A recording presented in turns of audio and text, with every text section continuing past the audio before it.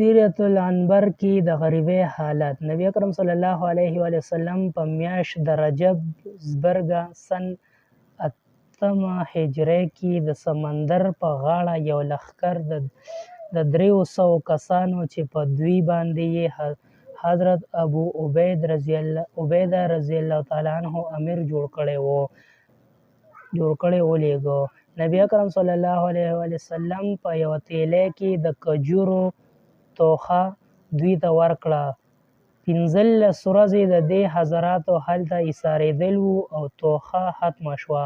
حضرت قیس رضی الله تعالی عنه چې په دې قافله کې وو، مدینه منوره کې د قیمت ادا کولو په وعده د قافلې والو نه اوښان په بیه اخیستل حلالول یې شروع کړل او 3 اوښان به یې هره ورځ حلالول. خو 3مه ورځ د قافلې امیر په دې خیال سره چې سورلۍ به ختمې شي نو واپسي به ګرانه شي، حلالول یې منع کړل او ټولو خلکو څخه خپلې کومې کجورې چې موجود وې جمع یې کړې، په یو تیلی کې یې واچولې او یو کجوره به یې روزانه تقسیموله. هغه به د دوی چوفله او اوبه به یې پرې وڅښلې.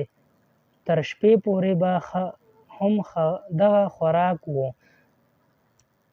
په ویلو کې خو وړه خبره ده، خو د جنګ په موقع هر کله چې د قوت او طاقت هم ضرورت وي، په یو کجوره ټوله ورځ ګزاره کول د ډېر اوچت همت خبره ده. کله چې حضرت جابر رضی الله تعالی عنه دا کیسه خلکو ته د نبي علیه الصلاة والسلام نه پس واوروله، نو یو شاګرد عرض وکړو چې حضرت یوې کجورې به څه کار ورکوو؟ هغې وفرمایل د هغې قدر هله معلوم شو چې هغه یوه هم پاتې نه شوه. بیا سوا د لوږې نه هېڅ نه و. د ونو وچې پاڼې به مو څنډلې، په اوبو کې به مو لوندې کړې خوړلې. مجبوري هر څه کوي او د خرې تنګسیا نه پس د الله جل شانه لخوا اساني کېږي. الله جل شانه د دې تکلیفونو او مشقتونو نفس د سمندر